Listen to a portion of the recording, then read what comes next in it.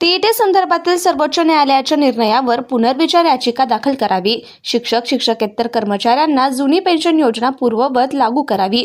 शिक्षण सेवक योजना रद्द करून नियमित वेतन श्रेणी लागू करावी. शिक्षकेतर कर्मचाऱ्यांची भरती प्रक्रिया तात्काळ सुरू करावी.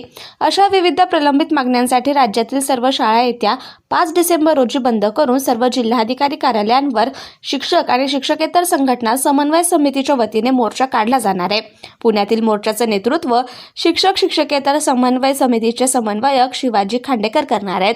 शिक्षकेतर कर्मचाऱ्यांच्या प्रश्नाबाबत पुकारण्यात आलेल्या शाळा बंद आंदोलनाची माहिती देण्यासाठी सोमवारी पत्रकार परिषदेचं आयोजन करण्यात आलं होतं.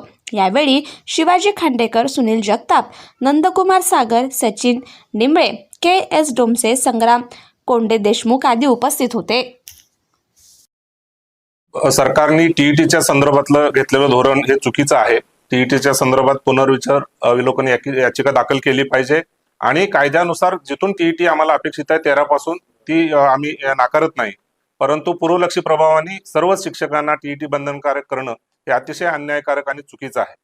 या प्रमुख प्रश्नांबरोबरच आमच्या जुन्या पेन्शनचा देखील प्रश्न तितकाच महत्वाचा आहे.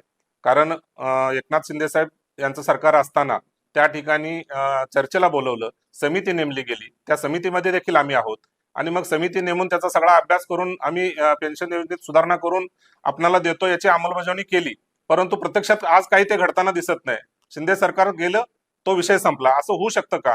आणि म्हणून आज आम्हाला जुनी पेन्शन जी आहे ती जशीच्या तशीच मिळाली पाहिजे. त्याचबरोबर काही कर्मचारी आमचे 5 पूर्वीचे 20%, 40%, 60% टप्प्यावर आहेत, त्यांना देखील 5 पूर्वीचे नियम जर लागू होत आहेत तर मग त्यांना यातून कसं वगळलं जाऊ शकतं?